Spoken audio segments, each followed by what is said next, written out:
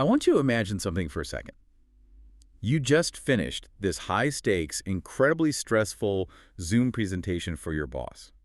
Right. Your heart is still kind of racing. Exactly. You close your laptop, you take a deep breath, and I mean, exactly 14 seconds later, you are aggressively scraping dried oatmeal off a toddler's high chair while trying to remember if you switched the laundry to the dryer. Yeah, that is a very real scenario. Welcome to the modern workday. It's no longer this, neat architectural structure where you clock in at 9, take a lunch break, and clock out at 5, Not at all. with like a permanent marker drawing a boundary line between professional you and at-home you. Yeah, that permanent marker is completely washed out for a lot of people. I mean, the boundary line just doesn't exist anymore. It really doesn't.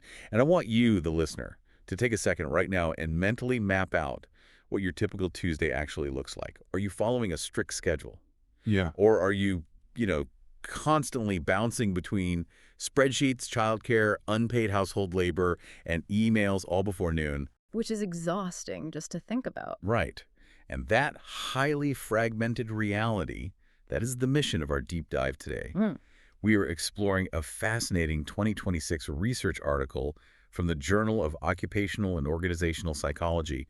It's titled More Hats Than Hours. It's such a good title. It really is. Yeah. So we're going to uncover the hidden patterns in how we structure our days, Yeah. what the researchers call micro-role transitions. Yeah. And we're going to look at the hard data on how the actual sequence of your tasks, like the order you do things, might be secretly degrading your mental health and draining your sense of meaning. Okay, let's unpack this. What exactly is a micro-role transition? So it's basically the act of shifting from one behavioral expectation to another multiple times a day in a very compressed time frame. Right. Like you exit the professional role after that Zoom meeting you just mentioned, and literal seconds later you are forced to enter the parent role or, the homeowner role because you have to go deal with a leaking pipe. Right, you're constantly switching hats. Exactly. And historically, when labor economists or psychologists judged the toll of a work day, they really just looked at the total hours worked. Like a 40-hour work week is a 40-hour work week. Right. If you worked 8 hours, you worked 8 hours. But to understand the modern scheduling landscape, total hours are basically a useless metric now. Wait, really? Yeah, we need a completely different way to measure our routines. The researchers in this study call it the temporal structure perspective. Okay, I'm going to stop you right there, so I want to make sure I understand the premise here. Yeah. Are you saying that if I work 8 hours in a straight shot in an office versus working 2 hours, doing laundry for an hour, working 2 more, and so on, Yes. that just changing the sequence of those events fundamentally alters the psychological impact of the day, even if the total labor output is identical at the end of the day? Absolutely. The sequence is arguably more important than the total volume. Wow. And that's why the researchers broke these daily schedules down into 4 highly specific dimensions. The first one is order. Order. Literally the structural pattern of which role comes first and what follows. Like, do you always start with work or do you start with demanding chores? Got it. The second is duration, the total time spent in each specific role. And what's interesting here is they treat commuting and sleeping as entirely distinct categories, separating them from work or non-work. Well, yeah, staring at the bumper of a minivan in gridlock traffic isn't exactly leisure time. No, definitely not. But you aren't on the company clock either. It's this weird purgatory. Yeah, it is a transition period, a very specific one. Then the third dimension is timing. This looks at when specific roles dominate certain parts of your 24-hour cycle. Okay, so like morning person versus night owl. Kind of, but timing can get wildly skewed depending on your life circumstances. Imagine a remote worker who lives in Jakarta, but their company is headquartered in Amsterdam. Oh, man, that time difference. Exactly. Because of that massive time zone gap, they are waking up and dealing with local family life all morning, but their core professional work hours don't even begin until late afternoon or evening. Right. It creates these highly unusual windows for their non-work life compared to their immediate neighbors in Jakarta. The source material also brings up a great domestic example of timing, too. Oh yeah, the factory worker. Right. There's a Detroit steel factory worker who stays home all morning to provide childcare. Yeah. And he only begins his industrial shift when his partner gets off work and is available to take over at home. Yeah, I love that example. It completely flips the script on the standard assumption that we just fit our personal lives into the leftover evening margins of a, fixed daytime job. It's a brilliant illustration of how timing dictates the rhythm of a household. And then the final fourth dimension is frequency. Frequency, how often it happens. Exactly. How often you are actually making that hard pivot back and forth between work and non-work roles within a single day. Listening to these four dimensions, order, duration, timing, frequency, is this like looking at a piece of sheet music? Oh, that's a good way to look at it. Because I'm picturing a symphony, right? You can't just count the individual notes on the page, or in this case, the individual roles we play, and claim you understand the music. No, you just have a pile of notes. Right. You need to know the tempo, the rhythm, how long you hold a note, and the specific order they are played in to actually hear the song we're playing with our lives. What's fascinating here is that the researchers essentially became musical conductors to study this. They used a sophisticated statistical method called sequence analysis. Sequence analysis. Yeah, and in sociology, sequence analysis is usually reserved for mapping out massive macro life events over decades. Like, they use it to track the trajectory of getting a degree, getting married, getting promoted, or retiring. A big life milestone. Exactly. But for this study, they applied that macro tool on a micro level. They tracked people's lives in tiny 10-minute intervals across a single 24-hour day to figure out exactly what sheet music people are playing. Okay, so let's look at the actual music. To find out what songs people are playing, the researchers applied this sequence analysis to a massive UK time use survey, right? Yes, a very robust data set. They analyzed over 1,000 workers, 1,036 to be exact, tracking their days in those little 10-minute blocks. And they identified 3 distinct tribes of workers. Let's walk through them. So study 1 in the UK revealed 3 very different daily role sequences. The first one, and by far the largest group at about 63.6%, were the conventional workers. Okay, conventional workers. This is your classic mid-century arrangement. They work an 8-hour stretch, mostly segmented into solid morning and afternoon blocks. They commute, and they save the vast majority of their personal time and leisure for the evening. They're basically the traditionalists. They punch the clock, do the work, and go home.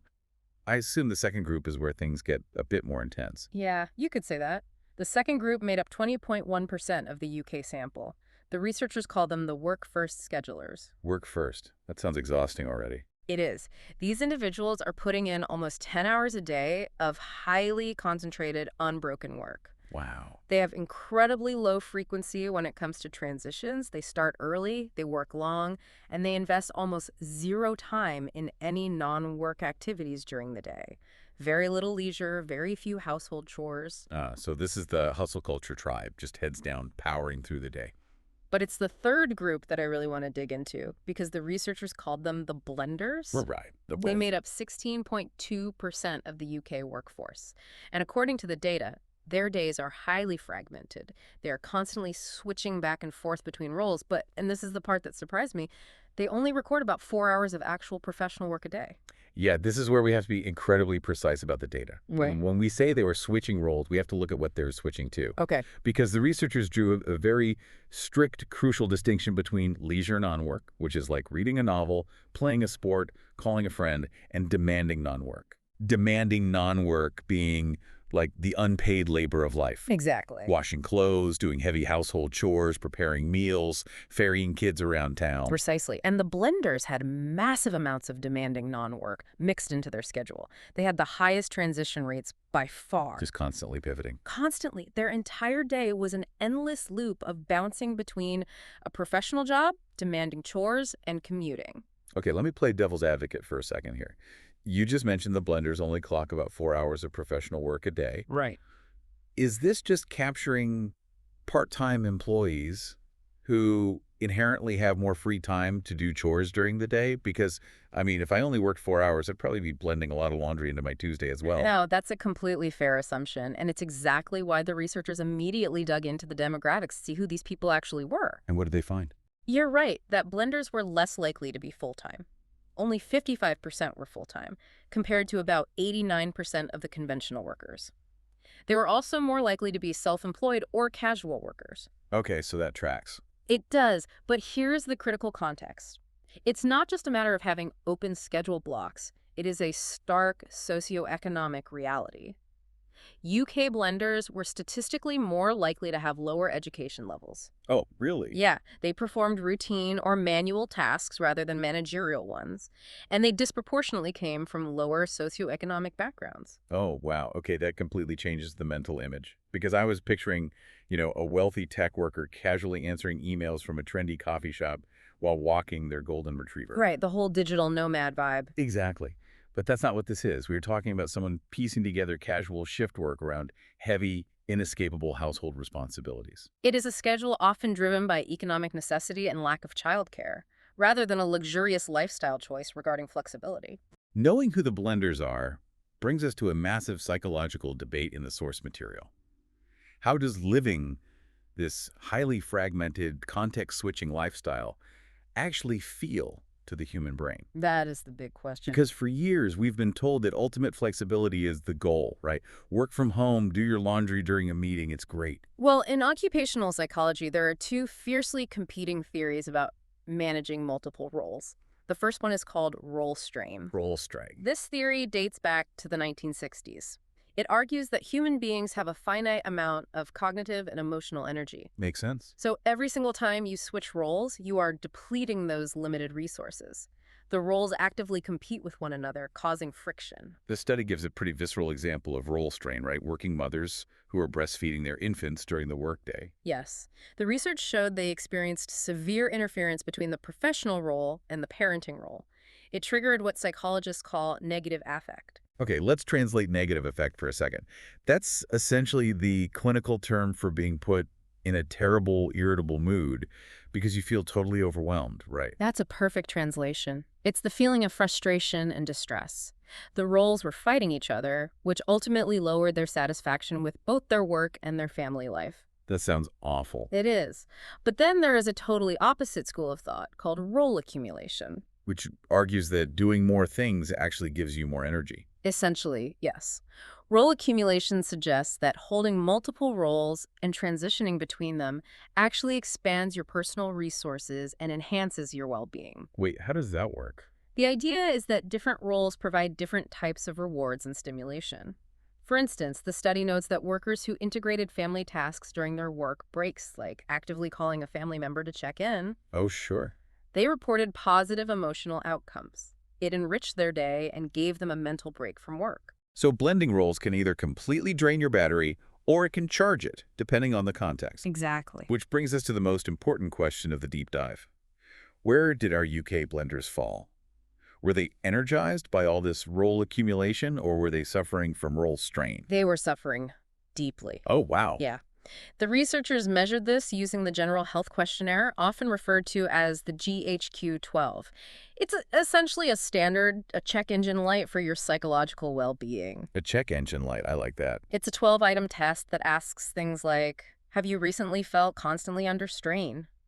Or, have you been able to face up to your problems? And the blenders reported significantly worse general mental health compared to the conventional workers. I want to highlight a detail from the paper that just blew my mind. Because the researchers ran a robustness check, right?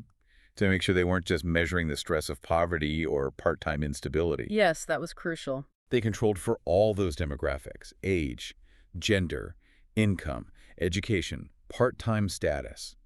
And even when comparing a blender and a conventional worker with the exact same demographic profile and job characteristics, the blender still had worse mental health. That is the defining insight of Study 1. It proves that it isn't just who is doing the work or even how many hours they are working. It's the structure. Yes, the micro-configuration itself, the actual structural sequence of constantly jumping between work and demanding non-work, is a unique independent variable that is degrading their mental health. Okay, as the resident non-psychologist here, I have to ask, why are they so exhausted?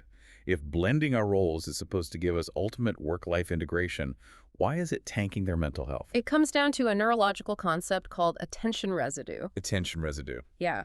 When you transition from one task to another, your brain doesn't just instantly clear its cache. A piece of your cognitive focus remains stuck on the previous role. So it's not like having too many browser tabs open on a computer. It's more like,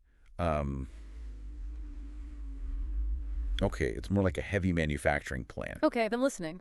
You can't just instantly switch an assembly line from building sedans to building tractors. You have to stop the line, swap out the heavy machinery, brief the workers on the new specs. Right. If you force that factory to switch products every 10 minutes, they're going to produce anything. They'll just burn through all their resources retooling the machines. That is a phenomenal analogy. The retooling process is the cognitive friction.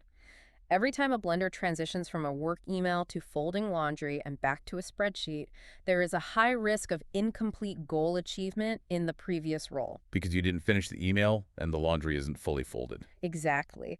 That creates a gap between your expectations and reality, and your brain wastes energy worrying about the unfinished task while trying to execute the new one. If you try to do everything at once, you feel like you're succeeding at nothing. Man, the UK data paints an incredibly stark picture of the blender lifestyle. But it made me wonder, is this a universal human truth? Like, does this exact same sheet music play all over the world? It's a great question. Because to test this, the researchers crossed the Atlantic. They looked at a 2021 U.S. sample of 1,186 workers using the American Time Use Survey. Did they find the same three tribes in America? They found two of them, but with one major fascinating difference. Okay. The U.S. study confirmed the dominance of the conventional workers. They made up a massive 82.1% of the American sample. 82%, that's huge. It's the vast majority. Yeah. And the blenders were also present, making up 11.3%. But the work-first schedulers, that grind-set group working 10 unbroken hours from the early morning, they completely disappeared in the U.S. data. Really? They didn't exist. Vanished. And in their place, a brand new tribe emerged. Right. The researchers identified a group they called the evening workers, making up about 6.5% of the U.S. workforce. Evening workers. Yeah. So what does their day look like? These individuals were working roughly 9 hours a day, but their temporal timing was entirely shifted. They started work in the afternoon, and their shifts stretched late into the night, routinely going past midnight. Why the massive difference? Like, why did work first disappear and evening workers take their place in the U.S.? If we connect this to the bigger picture, we have to look at the specific context of the data. Okay. The U.S. data was collected in 2021. This was a period of massive pandemic disruption, particularly in traditional service, hospitality, and shift work industries. Oh, right. The world was upside down. Exactly. You had huge swaths of the population dealing with unprecedented childcare crises, school closures, and just really erratic business hours. It forced a specific segment of the population into these isolated late-night labor patterns just to keep their households afloat. So how did these evening workers fare mentally compared to the conventional workers? Because the U.S. study used a completely different method to measure well-being than the UK study did, didn't they? Yes, instead of the GHQ-12 general questionnaire, the U.S. data used what's called a day reconstruction method. Day reconstruction, how does that work? It's a brilliant tool. Instead of asking a person to generally summarize how do you feel about your life, which is, highly prone to memory bias. Because we only remember the really good or really bad stuff. Right. So instead, the researchers randomly sampled 3 specific short episodes during the person's actual day. And they asked them to rate their happiness, pain, sadness, stress, and the meaningfulness of what they were doing right in that exact isolated moment. That's incredibly precise. It totally removes the rose-colored glasses we sometimes wear when looking back at our week. Exactly. And the results were striking. Even controlling for all demographic and work-related characteristics, the evening workers reported significantly lower meaningfulness in their days and significantly greater sadness than the conventional workers. Greater sadness and a lower sense of meaning. Honestly, it makes perfect sense. It sounds like the evening workers are living in a completely different social time zone from the rest of their community. That's a great way to put it. Think about it. If you are starting your shift at 2 p.m. and getting off at midnight, you are missing family dinner. You are missing evening socializing with friends. Right. You can't go to your kid's soccer game, and you aren't even watching the same primetime television as your peers to chat about it the next day.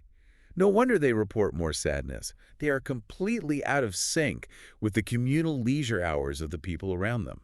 This raises a profoundly important question about the role of social synchronization. Human beings don't just need time off. We need time off when everyone else has time off. Yeah, we're social creatures. Exactly. The temporal structure of our day doesn't exist in a vacuum. It exists in a society. When your personal sequence is violently out of rhythm with the rest of your community, the isolation basically drains the meaning from your downtime. So what does this all mean for you, the listener? I want you to reflect back on that mental map you made of your Tuesday at the start of this deep dive. Do you see yourself in the conventional worker, segmenting your day neatly into an 8-hour block? Or are you a blender? Right, constantly retooling your cognitive factory between a Zoom call and a load of laundry. Or are you an evening worker, structurally isolated from the social time zone of your community? The crucial takeaway from this research is that well-being isn't just a simple math equation of how many hours you clock. It's the micro-configuration. It's when you work and how often you force your brain to switch hats. Flexibility is constantly sold to us as the ultimate corporate perk, right? Work whenever you want. But this data shows it is a razor-sharp, double-edged sword. Extreme boundary blurring might be secretly draining our well-being. It absolutely might be. Which leaves me with a lingering thought for you to ponder on your own. We are rapidly moving into an era where algorithmic scheduling and artificial intelligence are increasingly managing our workdays, optimizing every single minute for maximum efficiency. Yeah, the algorithms are taking over the schedules. So if an AI only looks at productivity output, could these automated systems accidentally force more and more of us into these highly fragmented blender patterns or socially isolated evening worker shifts? That is a very real, scary possibility. Right. Could the pursuit of ultimate hourly efficiency completely ignore our fundamental human psychological need for conventional boundaries? If we only measure the volume of the work and ignore the sequence, we risk designing schedules that human brains simply aren't built to sustain. Think about that the next time you try to permanently wash the marker off your schedule. Sometimes drawing a hard, conventional line between work and home is exactly what keeps the sheet music readable. Thanks for joining us on this deep dive.